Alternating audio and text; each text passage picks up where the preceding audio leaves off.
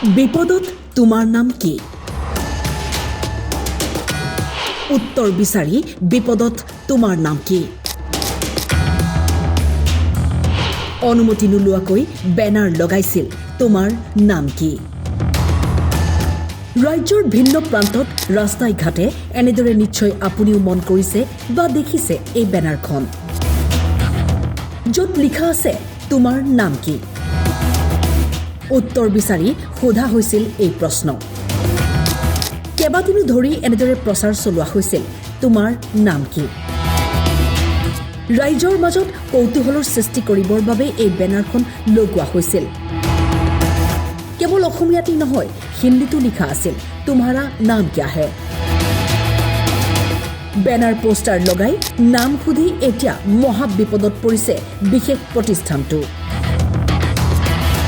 অভিযোগ নিয়ম উলংঘা কৰাৰ, অৰ্থাৎ পৌৰ নিগমৰ পৰা কোনো অনুমতি নোলোৱাকৈ, কোনো ধৰণৰ আবেদন নকৰাকৈ প্ৰমোশ্যন কৰিছিল তোমাৰ নাম কি? ভিন্ন প্ৰান্তত লগাই ৰখা বেনাৰ হোৰ্ডিং এৰুৱালে পৌৰ নিগমে। এই বিষয় সন্দৰ্ভত কি ক'লে শুনক। 4-5 দিন বা 7 দিনমান হ'ব চাগে, ৰাতিপুৱা উঠি পেলাই দেখিছোঁ তোমাৰ নাম কি? এটাকে আপোনাৰ বেনাৰৰ নিচিনা, বেছি ডাঙৰ নহয়, স্কুৱাৰ টাইপৰ, গোটেই ডিব্ৰুগড়ত ভৰ্তি হৈ গৈছে। স্পেচিয়েলি আপোনাৰ আনঅথৰাইজ যে হয় আপোনাৰ ইলেক্ট্ৰিক পোষ্ট য'তে ত'তে তেনেকৈ লগাই থৈছে। তো এনেকৈ সাধাৰণতে এইবোৰ লগাবলৈ মিউনিচিপালিটিৰ পাৰ্মিশ্যন লাগে। পাৰ্মিশ্যনটো আমাৰতো নাই, এপ্লিকেশ্যন একো গমেই পোৱা নাই। আমাৰ এক্সিকিউটিভ অফিচাৰ আছে, ডেপুটি মেয়ৰ আছে, সকলোকে সুধিলোঁ, তেওঁলোকে কোনো ক'ব নোৱাৰে। তেতিয়া কনফিউশ্যন হৈ গ'ল। তাৰপিছত খবৰ পালোঁ যে অসমৰ প্ৰায় গোটেইবোৰ চহৰতে, প্ৰায়বোৰ চহৰতে তেনেকৈ কৰিছে। যে নহওক, আজি একো খবৰ নোপোৱাকৈ আজি আমি অৰ্ডাৰ দিয়া পেলাই ডিব্ৰুগড় চহৰত প্ৰায় গোটেইবোৰ উঠাই লোৱা হ'ল আজি, আৰু 2টামান থাকি গৈছে। চুকেডিঙিত এতিয়া খবৰ পালোঁ চুকেডিঙিত 2টামান আছে, আৰু থানা চাৰিআলিত 2টামান আছে চাগে ছাইডত। এইকেইটা আমি কালি উঠাই ল'ম।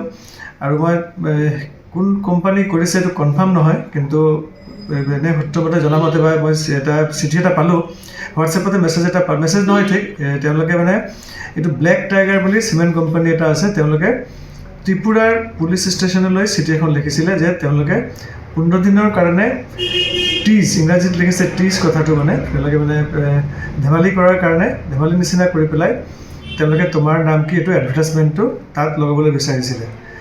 এইটো আনঅফিচিয়েল, যদিও মই খবৰটো চিঠিখন মোৰ লগত আছে, যে ব্লেক টাইগাৰ বুলি কোম্পানী এটা কৰিছে। আৰু আমি তেওঁলোকক এটা চিঠি লিখিম কালি, যদি হয় তেওঁলোকৰ ওপৰত ফাইন এটা আমি ইম্প'জ কৰিম বুলি ভাবিছোঁ। চ' আমি যেতিয়া কনফাৰ্ম নহয়, কোনে লগালে কি কৰিলে কনফাৰ্ম নহয়, এইটো আমি আপোনাক যোনটো মই চিঠি নহয় এপ্লিকেশ্যন কথাটো ক'লোঁ, এইটো তেওঁলোকে ত্ৰিপুৰাৰ কথা, এইটো আমি নজনাকৈতো কৰিব নোৱাৰিম। আমাৰ এক্সিকিউটিভ অফিচাৰ আহি লওক, তেওঁ গুৱাহাটী গৈছে মিটিং এটেণ্ড কৰিবলৈ, তেওঁৰ লগত আলোচনা কৰি ফাইনটো কৰিমেই। যদি তেনেকৈ সঁচাকতা কৰিব পৰা যায়, তেতিয়াহ'লে আমি আইনী ব্যৱস্থা ল'ব লাগিব তেওঁৰ লগত পাতি পেলাই। ডিব্ৰুগড়ৰ পৰা ধন্তি শইকীয়াৰ ৰিপৰ্ট, টাইম 8।